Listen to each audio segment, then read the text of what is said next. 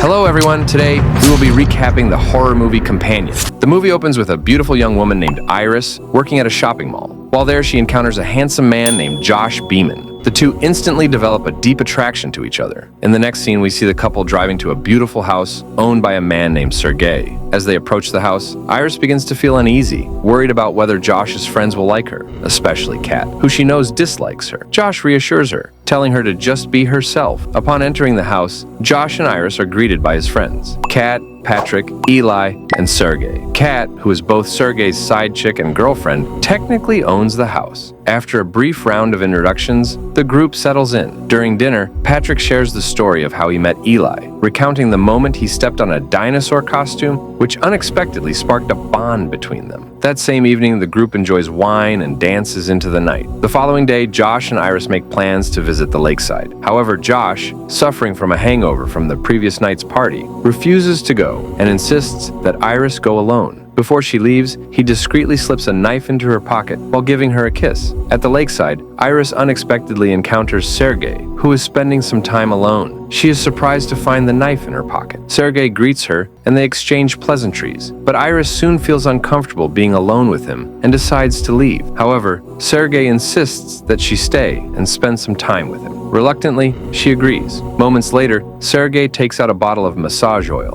and asks Iris to massage his back. She hesitantly complies, but Sergey soon crosses the line, touching her inappropriately. Alarmed, Iris tells him to stop, but he refuses to listen. In a panic, she grabs a bottle and smashes it against his head, knocking him to the ground. When he regains consciousness, he sees Iris standing over him. Enraged, he lunges at her, pinning her to the ground and choking her. Desperate, Iris reaches for the knife in her pocket and stabs him in the neck, killing him. Covered in blood, Iris returns to the house, clutching the knife. Shocked, Josh rushes to her, demanding to know what happened. Panicked, Iris confesses that Sergey tried to force himself on her, and that she had no choice but to defend herself. As she frantically explains how she feared never seeing Josh again while Sergey was attacking her, Josh suddenly shouts, "Go to sleep!" Immediately, Iris's eyes go blank. It is revealed that she is a robot. In the next scene, Patrick ties Iris to a chair, while Eli asks Josh, "What do we do now?" Josh instructs Eli to call the cops while he prepares to deactivate Iris permanently. Before doing so, he says his final goodbye. Josh then says, "Wake up." Instantly, Iris regains consciousness, continuing her panicked explanation as if nothing had happened. Josh tells her to calm down, and she complies. He then tells her, "You killed Sergey." Iris defends herself, insisting it was self-defense, and pleading with Josh to believe her. Josh reassures her, saying, "I believe you. You can't lie to me, even if you wanted to."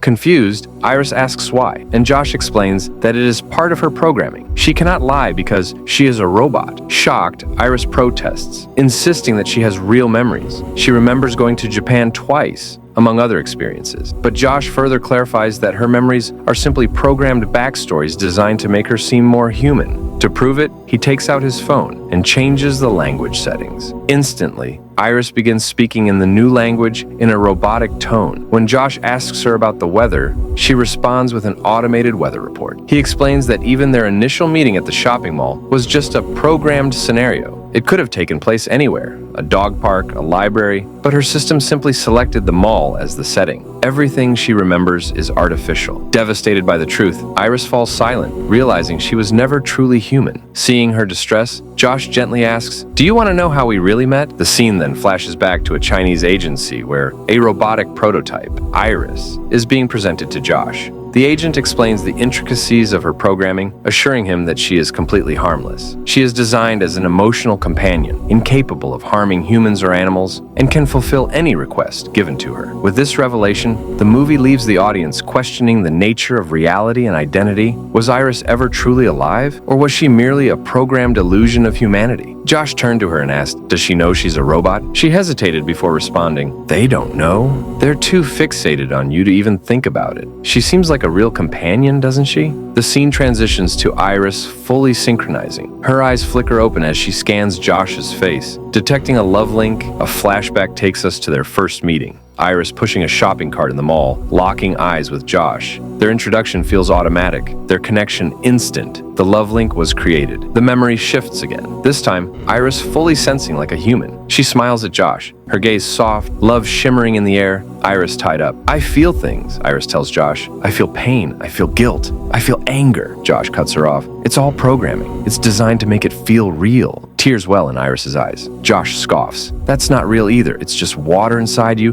leaking out through your eyes. You're a robot. Iris falls silent, acknowledging the truth. Then she pleads, let's go home. I'll cook for you. I'll wait for you. I'll love you. Let me be yours. Josh looks away. I'm sorry. Suddenly, Kat walks in, frowning. Josh, what are you doing? Haven't you shut her down yet? Iris stiffens. What's happening? Josh? What's going on? Josh pulls Kat aside, whispering urgently, you shouldn't say that in front of a robot. You don't tell them to shut down. Not like that. But Iris has already processed it. Panic sets in. Her eyes dart around for an escape route. She spots a knife on the floor. Slowly, she rocks her chair side to side until she tips over, hitting the ground hard. She grabs the knife, cutting through her bindings. When Josh returns, he finds her on the floor. What are you doing? He asks. Iris moves fast, slamming her fist into his throat. Josh collapses, choking. Hearing the commotion, Kat rushes in. Iris grabs Josh's phone and bolts into the woods. In the next scene, Josh, Kat, and Eli sit at a table. Josh reveals a modification. He tampered with Iris's program, enhancing her self-defense and violent nature. Eli processes this, realizing, Josh, you killed Sergey. Josh shakes his head. Number Iris did, but it's clear now. Sergey's death wasn't an accident. It was all planned. Kat leads them to Sergey's safe, entering a code that reveals stacks of cash. Eli pieces things together. So killing Sergey was planned, but now it includes Patrick too? Josh sighs. Patrick is a robot. He doesn't count. Eli disagrees. He's part of this now. That makes 4 of us. An argument erupts. In frustration, Josh snaps, Patrick is just a machine. To avoid escalating things, Eli quickly commands, Patrick, go to sleep. The robot shuts down. Kat steps in. Fine, 4 million each. Use Patrick to track Iris before she gets away. Eli agrees. He reactivates Patrick, and the group arms themselves before heading into the woods. As they search, Eli speaks softly to Patrick, reassuring him. Suddenly, a phone rings nearby. Iris. Eli raises his gun. Come out. In a blur, Iris sprints from cover. Eli fires but misses. Patrick gives chase. Iris runs blindly and crashes into Eli. They tumble down a hillside. Iris scrambles to her feet and spots a gun. She lunges for it, but Eli grabs her ankle. They struggle, rolling in the dirt. Then, bang! Eli goes still. Blood pools beneath him. The others arrive, staring at the horrifying scene. Josh takes off after Iris.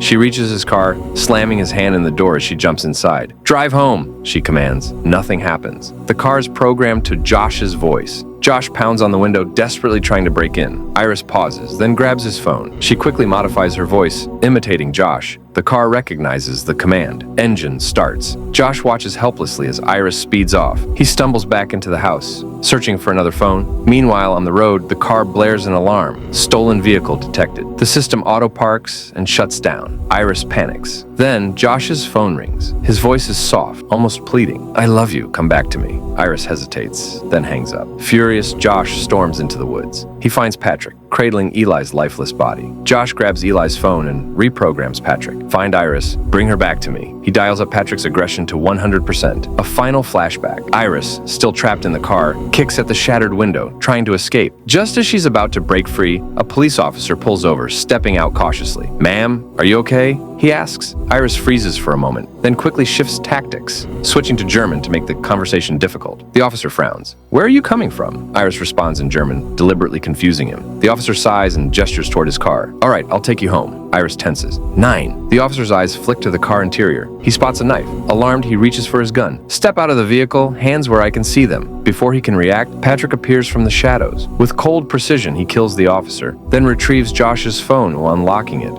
As Iris tries to flee, Patrick grabs her and puts her into sleep mode. Back at Josh and Kat's hideout, they wait for Patrick's return. Suddenly, they hear a car pulling in, the cop's vehicle. Fear grips them. They rush outside. Patrick steps out, carrying Iris's unconscious body. Josh stares at him. Where's the cop? Patrick, devoid of emotion, responds, in the trunk. Shock and dread settle over them. Kat, visibly unsettled, storms into the house. Without hesitation, she begins stuffing stacks of money into a bag. Josh tries to stop her. Wait, no. she snaps. I'm leaving. Josh sighs, then turns to Patrick. Stop her. Patrick obeys, but instead of restraining her, he plunges a knife into Kat's back. She gasps, her body going rigid. Slowly, she turns, staggering toward a chair. She collapses into it, taking her final breath, Iris still motionless beside her. Later that evening, Josh sets up an elegant dinner. Candles flicker, wine is poured. Across from him, Iris sits, rebooted. Patrick stands nearby, silently waiting for further orders. As they eat, Iris studies Josh. You're sad, lonely and bitter, she states. Josh grips his fork. Excuse me?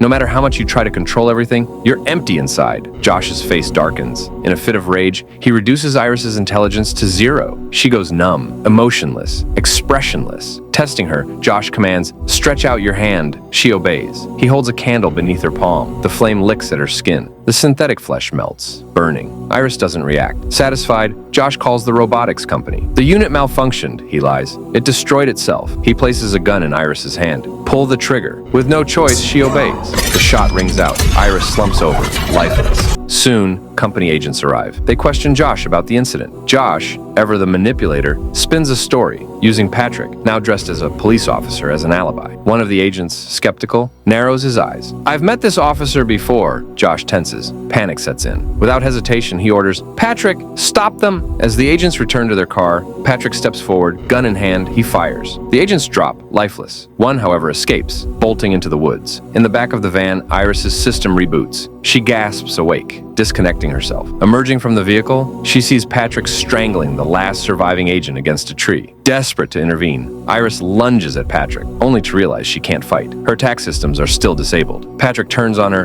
grabbing an electrical weapon to finish her off. Thinking fast, Iris pleads, Josh is using you. Eli was your true love. Josh never cared about you. Patrick's grip loosens. His robotic mind processes the truth. Tears fall. Realizing his existence is a lie, Patrick ends his own life, electrocuting himself to death. The surviving agent, grateful, looks at Iris. You saved me. Iris, determined, makes a request. Grant me freedom. No more device control. The agent hesitates, then nods. Iris is finally free. Back at the house, Josh frantically stuffs cash into a bag. He plans to run. As he zips up the bag, he hears footsteps. He turns. Iris stands in the doorway, holding a gun. Josh steps forward, fearlessly pressing his forehead to the barrel. Go on. Do it. Iris hesitates. Despite everything, some part of her still loves him. Josh smirks. In a blur, he lunges, slamming her against the wall. He beats her mercilessly, punching, kicking, until she collapses. Standing over her, Josh raises his gun. He aims at her stomach. This ends now, he whispers. But before he can pull the trigger, Iris grabs a wine opener and drives it into Josh's skull. The corkscrew drills deeper. Josh's body jerks, then goes still, dead. Breathing heavily, Iris steps back. She collects the money. She showers, washing away the blood. Then, without looking back, she drives away, free at last. If you enjoyed this recap, don't forget to give us a like. Thank you.